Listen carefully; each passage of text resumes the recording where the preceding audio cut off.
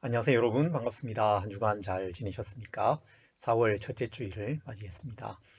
오늘은 종려주일이고 이번 주간이 고난주간, 그리고 다음 주일은 부활주일이 됩니다. 이 복된 주간에 예수 그리스도의 십자가 은혜와 또 부활의 생명이 넘쳐나는 은혜가 임하기를 소망합니다. 전두환 씨의 손자인 전우원 씨가 지난 주간에 광주를 방문했죠. 지난 몇 주간 논란이 되었던 그런 사람이지 않습니까? 마약 투약 같은 부적절한 행동을 해서 논란이 되기도 했고, 또 사과가 이게 진정성이 있는 건가에 의문을 표시하는 사람들도 있습니다. 그렇지만 광주에 가서 5.18 관련 단체와 만나고 또 희생자의 묘역도 참배했다고 합니다. 그의 방문을 또 여러 사람들이 환영하고 또 응원하기도 했죠. 무엇보다도 이 전두환 가족 중에 처음으로 잘못을 인정하고 또 사죄했다는 점에서 의미가 있는 일이 아닐까, 그런 생각을 하게 됩니다. 이 일이 기점이 되어서 전두환 일가의 사죄가 이어졌으면 좋겠고, 또 5.18 유족들 또 광주 시민들의 마음이 조금이나마 위로를 얻고, 또 우리 사회가 통합을 이루고 서로 화해하고 또 용서하는 그런 사회가 되었으면 하는 바람이 있습니다. 저는 이 며칠 동안 전우원 씨에 대한 그 기사를 좀 살펴보면서 접하면서 죄가 얼마나 무서운 것인가, 죄가 얼마나 무거운 것인가를 생각하게 되었습니다. 할아버지가 지은 죄, 40년이 넘게 지난 그 과거의 일, 27살 청년이 태어나기도 전에 훨씬 전에 일어난 일이지 않습니까? 그런데 그 할아버지가 행한 그 일이 잘못된 것이다, 이게 죄다라는 것을 깨닫게 됩니다. 자신의 가족이 그 죄의 열매를 계속해서 따먹고 있고 살아가고 있는 것을 그가 봅니다. 누구도 그 죄를 인정하지 않고 오히려 스스로를 피해자라고 말하면서 거짓말하고 부도덕한 삶을 계속 살아가고 있는 것을 보는 거죠. 그게 죄라는 것을 이 청년이 깨달았을 때에 그 죄의 무게를 감당하기 어려운 거죠. 견디지 못하는 것이죠. 얼마나 괴로웠을까. 그 죄임을 깨닫고 그 지금까지의 그 시간을 살아오는 것이 얼마나 힘들었을까, 그런 안타까운 마음이 들었습니다. 그의 이 사과가 정말 진실한 것이었으면 좋겠고, 또 그가 가지고 있는 믿음과 또 회심이 진정한 것이었으면 참 좋겠습니다. 그래서 삶의 이 무거운 짐을 좀 내려놓고 주님께서 주시는 새로운 삶을 살아갔으면 참 좋겠다, 그런 마음이 듭니다. 오늘 우리는 누가복음 7장 36절부터 50절에 기록된 이야기를 통해서 이 죄의 문제, 그리고 이 죄의 문제에 대해서 예수님께서 하신 일이 과연 어떤 것인가, 그것을 함께 살펴보려고 합니다. 먼저 말씀을 읽을 텐데요. 전체 말씀은 좀 길어서 그 마지막 결론 부분인 47절부터 50절 말씀을 읽겠습니다. 누가복음 7장 47절부터 50절입니다. 이러므로 내가 네게 말하노니 그의 많은 죄가 사하여졌도다. 이는 그의 사랑함이 많음이라. 사함을 받은 일이 적은 자는 적게 사랑하느니라. 이에 여자에게 이르시되 내 죄의 사함을 받았느니라 하시니, 함께 앉아있는 자들이 속으로 말하되 이가 누구이기에 죄도 사하는가 하더라. 예수께서 여자에게 이르시되 내 믿음이 너를 구원하였으니 평안히 가라 하시니라. 아멘. 우리는 누가복음을 지금 살펴보고 있습니다. 아주 자세히는 아니고 큰 구조를 살피면서 좀 이렇게 큼직큼직하게 묵상해 가고 있습니다. 누가복음 7장에는 예수님의 두 개의 기적 사건과 세례 요한의 질문, 그리고 그에 이어서 향유를 예수님의 발에 부은 여인의 이야기가 이어지고 있습니다. 오늘 우리가 살펴볼 말씀은 향유를 부은 여인의 이야기입니다. 하지만 이 이야기는 앞에 단락들과 이어져 있습니다. 이어져서 아주 잘 짜여진 구조를 형성하고 있어요. 잘 짜여진 이야기의 이 한 부분, 마지막 부분이라고 할 수 있습니다. 그래서 앞의 내용도 간단히 살펴볼 필요가 있습니다. 누가복음은 예수님께서 하신 일을 근원부터 자세히 살펴서 기록한 책입니다. 예수님을 소개합니다. 예수님이 과연 어떤 분이신지를 말하고 예수님께서 하시는 그 일이 무엇인지, 그 일의 의미가 뭔지, 예수님께서 이 땅에 오신 목적이 무엇인지를 밝혀주는 그런 책입니다. 그것이 이 복음서의 기록 목적이죠. 그래서 각 사건들 또 예수님의 말씀들은 그 기록 목적에 따라서 아주 잘 짜여진 그런 이야기를 구성하고 있다는 것입니다. 7장의 첫 이야기는 예수님께서 백부장의 종을 고쳐주시는 이야기입니다. 예수님은 백부장의 집에 가고자 하시지만 백부장은 그것을 자신이 감당할 수 없다고 말하면서 말씀만 하사 종을 고쳐주옵소서 그렇게 요청합니다. 예수님은 이스라엘에서도 이만한 믿음을 내가 보지 못하였다라고 그 백부장을 칭찬하시면서 그 집에 가시지 않고 그 종을 만나지 않고 그 종에게 손도 대지 않고 말씀만으로 그 종을 고쳐주시죠. 아주 놀라운 일이 일어난 것입니다. 이런 놀라운 일을 행할 수 있는 분, 과연 누구시겠습니까? 어떤 분이시겠습니까? 이어지는 이야기는 더 놀랍습니다. 나인이라는 성으로 가셨는데 그 성문에서 장례 행녀를 만나게 되죠. 청년이 죽었습니다. 이 청년은 그 어머니의 독자였고 그 어머니는 과부였습니다. 이 아들은 어머니의 유일한 소망이었던 것이죠. 그 소망이 끊어진 것입니다. 예수님은 과부를 보시고 불쌍히 여기셨습니다. 그리고 그 관에 손을 대십니다. 청년아, 내가 네게 말하노니 일어나라 라고 말씀하시자 그 청년이 일어나 앉습니다. 그리고 말도 합니다. 사람들이 놀라면서 큰 선지자가 우리 가운데 일어났다 하면서 하나님께 영광을 돌렸습니다. 죽은 사람까지도 이 죽은 청년을 일으키시는 분, 살리시는 분, 과연 누구시겠습니까? 어떤 분이시겠습니까? 그러자 세례 요한이 자신의 제자들을 예수님께 보냅니다. 그리고 예수님께 묻죠. 오실 그 이가 당신이십니까? 우리가 다른 일을 기다려야 되겠습니까? 그 질문에 대해서 예수님의 긴 대답이 그 세 번째로 나오는 이야기입니다. 이 단락을 우리가 깊이 다룰 수는 없습니다. 그렇지만 예수님이 누구신가에 대한 질문, 이 논의가 계속해서 이어져 가고 있다는 것입니다. 그리고 점점점 깊어져 가고 있습니다. 그런 흐름 위에 오늘 본문이 나오고 있습니다. 예수님께 와서 향유를 붓는 여인의 이야기입니다. 누가는 이 이야기를 통해서 이제 지금까지 이어져 오고 있는 사람들의 의문, 그리고 세례 요한의 질문, 예수님이 과연 누구신가? 예수님이 어떤 일을 지금 하고 계시는가? 하시는 그 일의 의미가 무엇인가?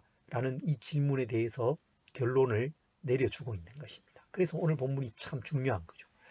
예수님께서 한 바리새인의 집에 초대를 받아서 가셨습니다. 그 바리새인의 이름은 시몬이었어요.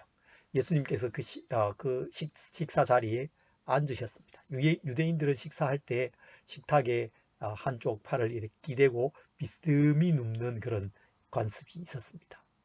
그러면 발은 자연스럽게 식탁에서 먼 쪽으로 이렇게 쭉 뻗게 되겠죠. 앉은 사람들이 다 그렇게 앉는 거예요. 식탁에 발을 대고 발은 반대쪽으로 바깥쪽으로 쭉 뻗는 자세로 앉습니다. 그때 한 여인이 향유를 담은 옥합을 가지고 예수님의 그 발 바깥쪽으로 뻗어져 있는 그 발 곁으로 온 것입니다. 여인은 울면서 눈물로 그 발을 적십니다. 자신의 머리털을 풀어서 그 머리털로 발을 닦습니다. 그리고 자신이 가져왔던 향유 옥합을 예수님의 발에 부었습니다. 여인의 이 행동은 매우 이상하고 불편한 행동이었음에 분명합니다. 매우 부적절한 행동으로 여겨졌을 것입니다. 그러자 예수님을 초대했던 바리새인이 마음속으로 생각하는 것입니다. 이 사람이 진짜 선지자라면 자기를 만지는 이 여자가 누구이고 어떠한 사람인지, 곧 죄인인지를 알았을 것이다. 예수님이 어떤 분이신가에 대한 판단을 스스로 하고 있습니다. 의심을 품습니다. 예수님이 누구신가라는 이 주제가 점점 깊어져 가고 있습니다. 이게 논쟁적으로 되어 가고 있는 거죠. 그러자 예수님께서 말씀하십니다. 비유를 말씀하세요. 빚진 사람이 두 사람이 있습니다. 한 사람은 500데나리온을 빚졌습니다. 또 다른 한 사람은 50데나리온을 빚졌죠. 데나리온은 하루 임금이니까 500데나리온을 빚진 사람은 2년치 임금을, 거의 2년치 20개월치 임금을 빚진 것입니다. 50데나리온은 2개월치 임금 정도 됩니다. 빚을 준 사람이 이 둘 모두를 탕감해 주었어요. 예수님께서 물으십니다. 이 둘 중 누가 그를 더 사랑하겠느냐? 바리새인이 대답하죠. 많이 탕감받은 자가 더 많이 사랑할 것입니다. 그러자 예수님께서 바리새인에게 말씀하시는 거예요. 이 여자를 보느냐? 내가 내 집에 들어올 때 너는 내게 발 씻을 물도 주지 아니하였으되 이 여자는 눈물로 내 발을 적시고 그 머리털로 닦았으며 너는 내게 입맞추지 아니하였으되 그는 내가 들어올 때로부터 내 발에 입맞추기를 그치지 아니하였으며 너는 내 머리에 감람유도 붓지 아니하였으되 그는 향유를 내 발에 부었느니라. 이러므로 내가 내게 말하노니 그의 많은 죄가 사하여졌도다. 이는 그의 사랑함이 많음이라. 사함을 받은 일이 적은 자는 적게 사랑하느니라. 이 여자에게 이르시되 내 죄 사함을 받았느니라. 그러자 함께 있던 사람들이 속으로 생각합니다. 이가 누구기에 죄도 사하는가? 누구이기에 죄도 사하는가? 질문을 합니다. 오늘 이 말씀의 핵심이 어디에 있는 것입니까? 지금 누가가 말씀하고자 하는 바가 무엇입니까? 누가가 지금 뭔가를 말하기 위해서 빌드업을 열심히 하고 있는 거예요. 뭔가를 계속 쌓아왔습니다. 뭘 말하는 것입니까? 예수님이 죄를 사하시는 분이시다. 예수님이 우리의 죄의 문제를 해결하기 위해서 오신 하나님의 아들 메시아이시다. 그 말씀을 지금 하고 있는 것입니다. 예수님이 우리의 죄를 대신한 그 대속의 죽음을 죽으셨다는 것을 말하고 있어요. 누가의 이 기록은 계속해서 흘러서 십자가와 부활에까지 이르게 되죠. 여러분, 죄가 문제입니다. 죄가 가장 큰 문제예요. 죄는 정말로 무섭습니다. 죄의 그 짐은 정말로 무겁습니다. 전우원 씨, 이 사람에게서 우리는 하나님 앞에 서 있는 그 죄인의 모습, 우리 자신을 볼 수 있습니다. 보아야 합니다. 죄는 우리를 숨 쉬지 못하게 만드는 거예요. 숨 막히게 하는 거예요. 죄는 우리의 자유와 행복을 다 빼앗아 갑니다. 그 죄를 애써 부인하고 외면하고 살아간다고 해서 행복한 게 아닙니다. 행복이 없어요. 점점 괴물이 되어가는 거죠. 여러분, 오늘이 종려주일이고 이번 주간이 고난주간입니다. 금요일에 예수님께서 십자가에 달리셨고 그 다음 주일 부활주일에 부활하셨습니다. 예수님께서 이 땅에 왜 오셨습니까? 우리의 죄를 대신해서 십자가에 죽으시기 위해서 오셨습니다. 십자가를 앞두고 예수님께서 제자들과 만찬을 하시면서 내가 이 일을 원하고 원하였노라. 내가 원하고 원하였다. 뭘 원한 것입니까? 그 제자들과 식사하는 걸 원하셨다는 것이겠습니까? 그렇지 않죠. 우리의 그 무거운 죄의 짐, 그 문제를 해결하는 것을 원하고 원하셨다는 것입니다. 그 일이 주님께서 이 땅에 오신 목적이었습니다. 하나님 안에서 우리에게 참된 행복과 자유와 풍성함을 누리게 하시는 것, 그것이 예수님의 간절한 소원이셨던 것입니다. 이것은 백부장의 종을 고쳐주는 것보다 더 놀라운 것입니다. 과부의 아들을 살리는 것보다 더 놀라운 것입니다. 우리의 영혼의 문제, 이 죄의 문제를 해결하는 것, 그것이 가장 놀라운 것이죠.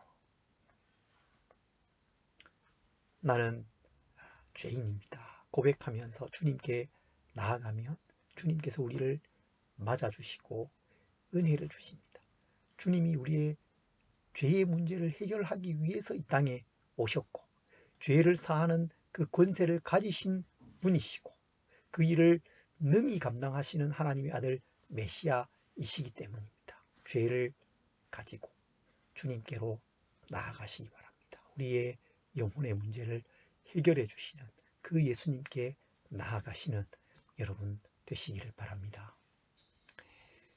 오늘 말씀에는 예수님께서 죄를 사하는 권세가 있으시다라는 것과 그것을 위해서 예수님께서 이 땅에 오셨다라는 아주 중요한, 가장 중요한 사실을 분명하게 밝혀주고 있습니다. 그리고 또 하나 중요한 것을 말씀하고 있는데 그것은 이 바리새인 시몬과 향유를 부은 여인을 비교하고 계시는 것입니다. 예수님께서 비교하고 계세요.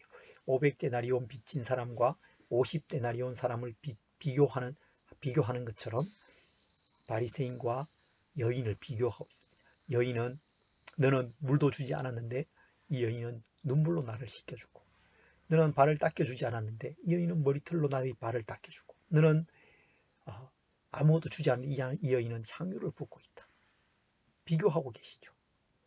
예수님은 부적절해 보이는 이 여인의 행동은 죄 용서받은 자의 행동, 주님을 향한 깊은 사랑의 행동이라고 말씀하십니다. 이 여인이 500데나리온 빚진 자입니다. 많이 탕감받은 자입니다. 그래서 많이 사랑하는 사람입니다. 많은 사랑을 지금 보여주고 있는 것입니다. 바리새인은 적게 사랑하는 거죠. 그 사랑을 보여주지 않고 있습니다. 서로 대조되고 비교되고 있는 것입니다. 그의 많은 죄가 사하여졌도다. 이는 그의 사랑함이 많음이라. 참 은혜로운 말씀 아닙니까? 그의 많은 죄가 사하여졌도다. 우리가 주님으로부터 이 음성을 들어야 되지 않겠습니까? 이 말씀을 우리 마음 깊이 들어야 되지 않겠습니까? 너의 많은 죄가 사하여졌도다.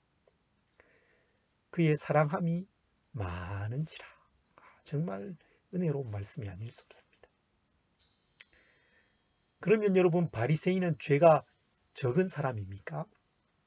물론 이 바리새인은 이 여인보다는 상대적으로 도덕적인 삶을 살았습니다.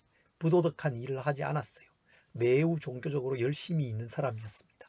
율법을 잘 지켰습니다. 철저하게 지켰어요. 그래서 이 바리새인은 죄가 없는 것입니까? 죄가 적은 것입니까? 그렇지 않죠. 그렇지 않죠. 누가복음 18장 9절부터 14절에 보면 바리새인과 세리의 기도가 나옵니다. 바리새인은 따로 서서 이렇게 기도합니다. 하나님이여, 나는 다른 사람들 곧 토색, 불의, 간음을 하는 자들과 같지 아니하고 이 세리와도 같지 아니함을 감사하나이다. 나는 일해에 2번씩 금식하고 또 소득의 11조를 드리나이다. 그렇게 기도합니다. 반면에 세리는 멀리 서서 감히 눈을 들어 하늘을 쳐다보지도 못합니다. 가슴을 치면서, 다만 가슴을 치면서 그가 기도합니다. 하나님이여, 불쌍히 여기소서. 나는 죄인이로소이다.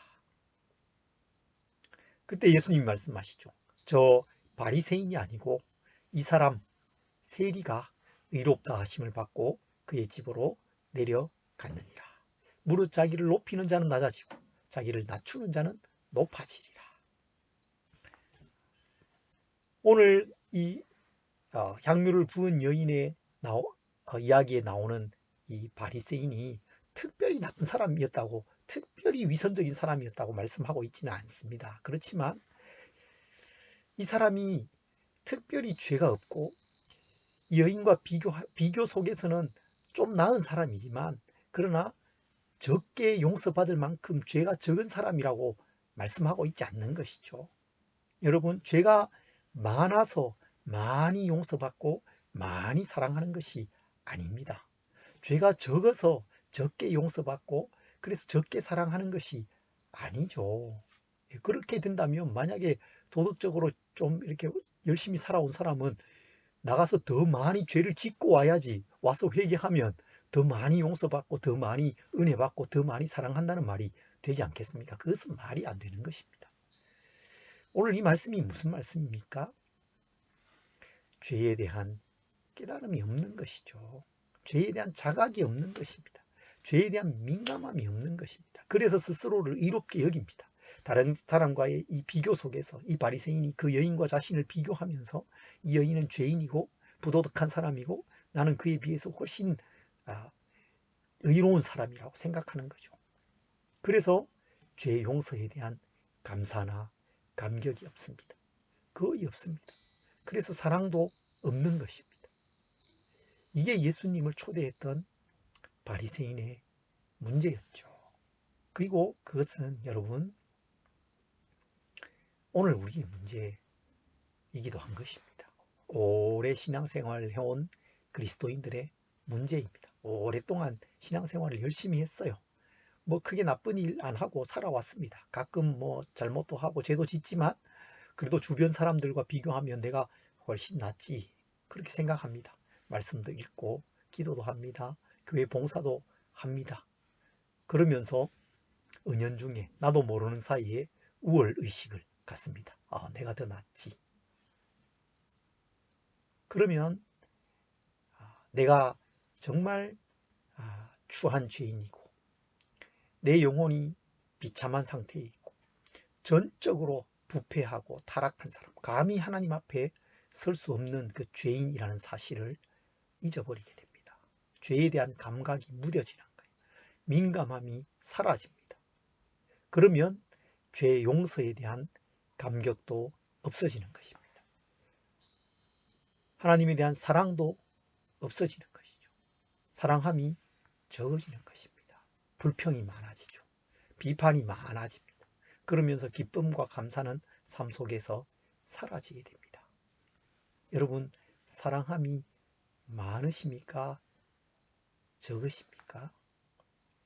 예수님을 사랑하십니까? 많이 사랑하십니까? 그 많은 사랑이 나의 마음을 통해서 내 삶을 통해서 드러나고 있습니까? 이 여인이 예수님께 와서 눈물을 흘린 것처럼 또 향유를 부은 것처럼 그렇게 주님을 사랑하십니까? 우리의 사랑이 적은 것은 죄가 적기 때문이 아닙니다. 죄에 대한 자각이 적고 죄에 대한 민감함이 적고 죄에 대한 깨달음이 적기 때문이죠. 그래서 많이 용서받지 못하고 많이 사랑하지 못하고 많이 섬기지 못하는 것 아니겠습니까? 여러분, 오늘 말씀을 마무리하려고 합니다. 예수님을 사랑합시다. 예수님을 많이 사랑합시다. 더 많이 사랑했으면 좋겠습니다. 많이 사랑, 더욱 사랑. 그것이 우리의 소원이고 또 우리의 실천이고 우리의 삶이었으면 좋겠어요. 십자가에 못 박히신 예수 그리스도, 나의 죄를 대신해서 죽으신 주님, 그 일을 위해서 이 땅에 오신 우리 주님, 그분을 더 많이 사랑했으면 좋겠습니다. 다른 사람들의 그 시선이 문제가 되지 않을 만큼 많이 사랑했으면 좋겠어요. 눈물이 그냥 주르르 흘러내릴 만큼 마음으로부터 많이 사랑했으면 좋겠습니다. 값비싼 그 향유를 발에 아낌없이 부어 드릴 만큼 나의 가장 소중한 것을 주님 앞에 아낌없이 드릴 만큼 그렇게 주님을 많이 사랑했으면 좋겠습니다. 고난주간 동안 예수님을 많이 생각합시다. 십자가를 많이 생각하고 묵상합시다. 우리 죄를 더 깊이 깨닫도록 성령님께서 우리의 마음에 빛을 비추어 주셨으면 좋겠어요. 죄를 많이 깨닫게 우리가 나의 영혼의 이 상태가 얼마나 추하고 비참한 상태인지 하나님 앞에 감히 설 수 없는 자인지 주님께서 깨닫게 해주시도록 기도로 주님 앞에 많이 나아가는 이 한 주간이 되셨으면 좋겠습니다. 그리고 그렇게 기도하는 가운데 너의 많은 죄가 사하여졌느니라. 너의 많은 죄가 사하여졌느니라. 평안히 가라. 네가 구원받았구나. 그런 음성이 우리의 마음 깊은 곳에 들려오면서 감사와 기쁨과 감격이 넘치고 주님을 더 많이 사랑하게 되는 그런 삶이 이 고난주간, 부활주일, 이 복된 절기에 우리 가운데 넘쳐나기를 간절히 소망합니다.